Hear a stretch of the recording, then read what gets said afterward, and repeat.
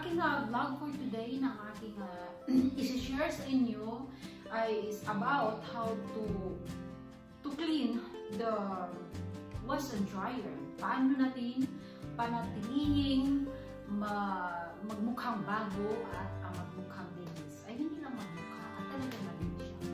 So, let's go guys! Napakita ko sa inyo nga naman, no? This is for my today vlog tutorial how to keep clean our wash and dry. So, let's go. Tara, samahan niyo ako. So, ayun guys. Tara, samahan niyo ako. Maglalaba tayo guys.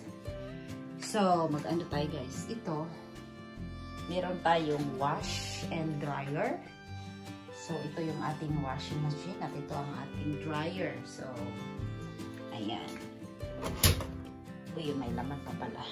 So, dito tayo maglalaba. Dito natin ilalagay ang ating maruming damit. So, first natin gagawin, liquid detergent. Dito sa ating meron tayong liquid detergent for bleach and softener. So, maglalagay tayo liquid detergent. Ito muna ang ating liquid detergent. So, ayan guys. Isang ganyan, isang cup liquid detergent. So, ilalagay natin dito. Kasi tayo ay maglalaba. So, yan. So, sa susunod ay sunod natin ko. Sasarado na natin siya slowly. Dahil decolor ang aking lalabahan. Makulay. Bedsheet ng anak ko. Ayan. Sana natin. Mamaya ipapakita ko sa inyo kung paano nga ba maglinis. Paano nga ba panatilihin malinis at mukhang bago ang ating wash and dry. So, ang lalabahan ko ngayon ay gamit ng aking gamit damit or pinapaghalo ko na yan guys kasi color, basta decolor siya. Lahat ay color. Ayan, sama-sama na yan. So, ayan. So, yun guys, i-set up natin siya ng I think ilagay ko siya sa sanitary tayo guys. Para ayan. I-set up natin siya sa sanitary. Kasi para malinis talaga siya. Meron tayong tinatawag na bulky large, heavy duty sanitary. So, sa sanitary tayo guys. Okay? Ayan. Sanitary tayo guys. Tapos, extra hot. Yeah, extra hot na tayo na. Sa normal. Yes, extra hot tayo. So, ayan na. On na siya. Siguro, after 1 hour, tapos na yan. Sure na sure. Wala na. Dead na yung mga germs. So, yan guys. See you again later. So, yan. Paglalaban na tayo. Ikot na.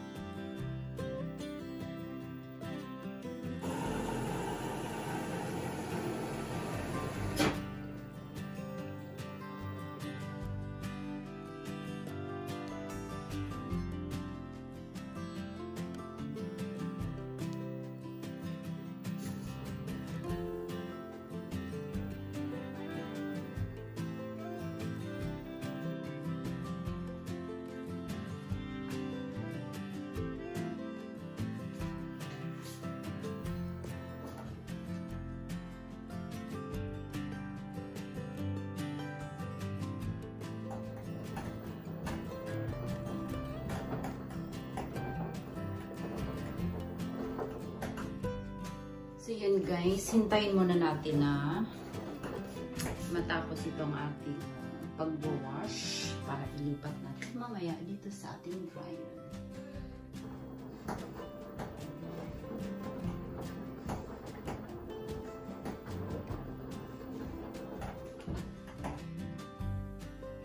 Yun guys, habang naghihintay tayo sa ating mga labahan na aking pinapakita sa inyo, i-shout out ko muna ang ating mga kaibigan dyan.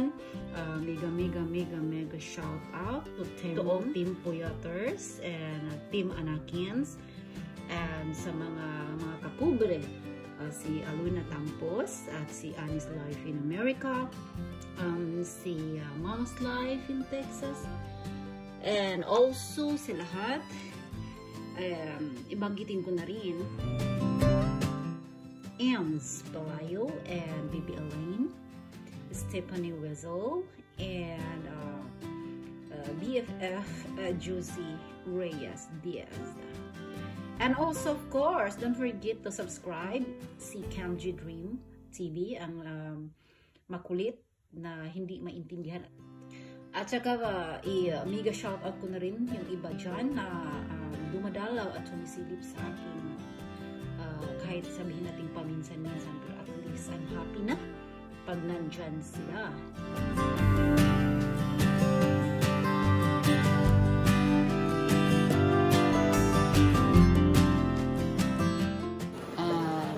Pananatilihing magmukhang bago ang ating wash and dryer. So, see ya once again. At yun sa iba na hindi ko naman naibanggit na.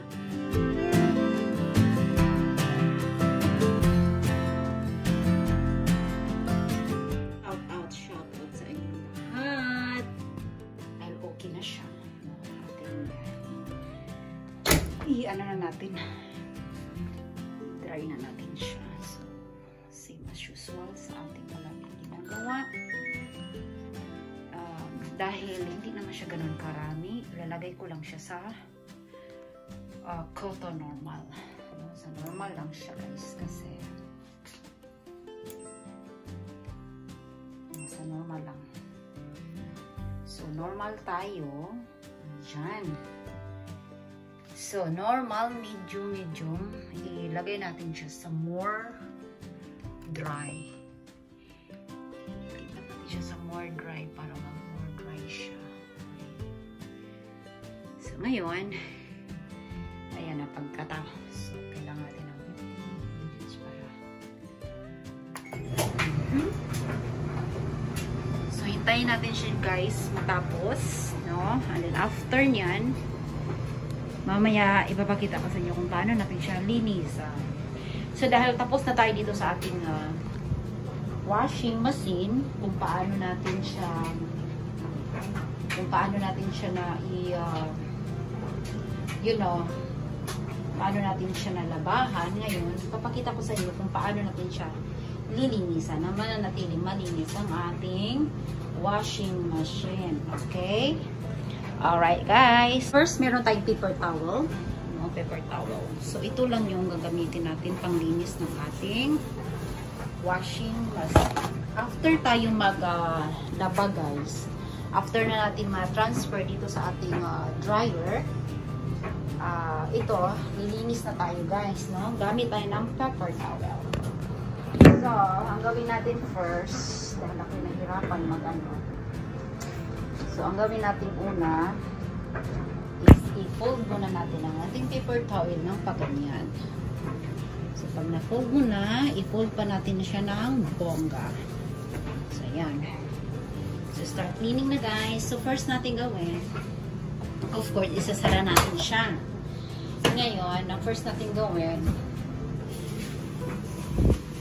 linisan muna natin yung labas. Kasi nga, di ba? Yung labas kasi niya, yung mga alikabok, yung mga galing sa, kailangan, talaga natin yan. So, para manatili ang kalinisan ng ating washing machine, ang ating wash and dryer. So, ayan na. So, ngayon, buksan na natin siya.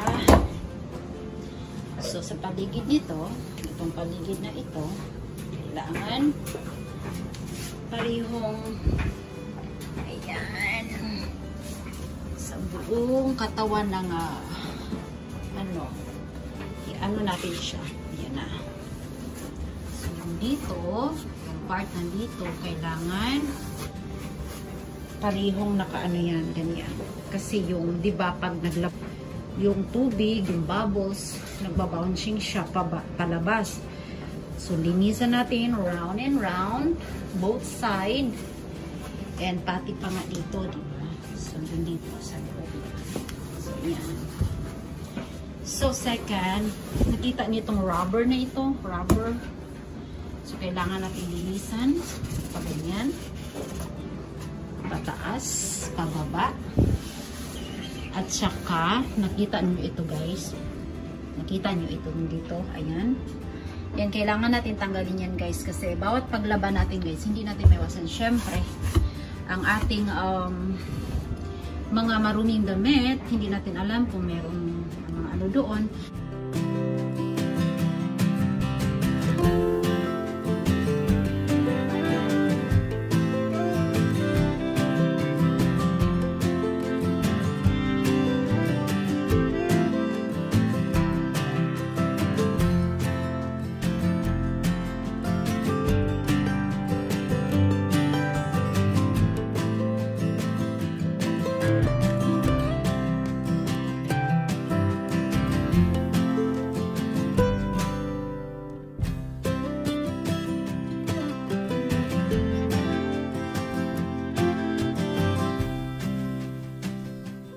Ngayon, gamitin natin yung dalawang kamay natin para matanggal natin yung mga stain dito sa loob ng ating wash. So, gawin natin yan guys. So, para manatiling malinis at in tub clean, naglilinis ako yan every month or after 2 months. So, parang, you know, so, at saka yung dito din, yan, tinatanggal ko yung mga, may ano dyan eh, yung mga nag-ano na water. Yun na, stack up siya, so kailangan siya tanggalin, para yung mga amoy-amoy.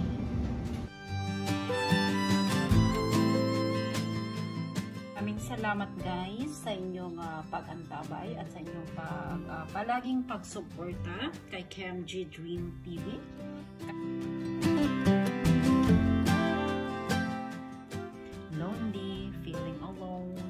I'm happy na guys pag alam ko nandyan kayo as a best supporter or as a friend for me, and thank you so much guys. And once again, mega shout out to Team Creators, Team Anakis, and Kap Pobre, to all the team na palaging nandyan, na palaging kumakabiruan. Maraming salamat and shout out once again, at hindi ako magsawa sa shout out kay Mama's Life in America, Annie's Life in Texas, and to G-Team team. Yes, I almost forgot to shout out the G-Team team, all ka-look-alike ni Sarah Duterte. Yes. And to Aluna Campus and sa kanyang mga ka-team. Hindi ko na talaga maalala kung sino-sino kayo. Pero alam ko na marami talaga sila, pero hindi ko na kayang isa-isahin. Kung sino lang yon, laman ng aking isipan, katulad ng April 18, na Argive, ay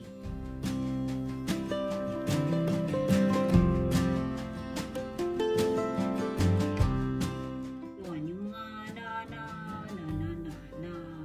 alala ko lang sa kung palagi ko lang nakakausap. Enthusiasm also, and enthusiasm. So, mega shout out sa inyo, mga darling, mga guwapa, mga beautiful woman, Filipino woman, and sa lahat ng mga, you know, alam natin na sa daily life routine natin, na kasanayan na rin natin, since na nandito lang tayo sa social media, anay ang usap-usap, kahit hindi tayo nagkikita-kita sa personal, dahil alam natin na long distance tayo, nasa malayo tayo sa isa't isa. So, ayan, at least, alam natin na nandyan tayo, nandyan kayo. Thank you so much, and mega shout out.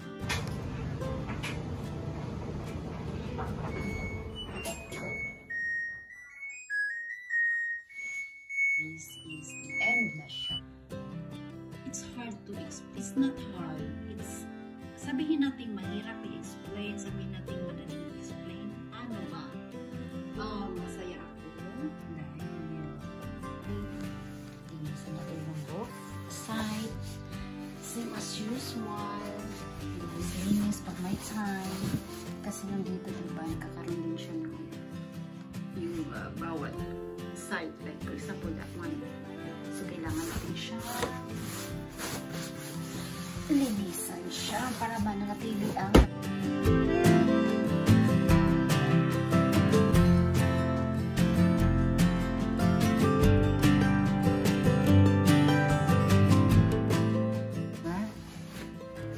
dash na galing sa ating mga damit.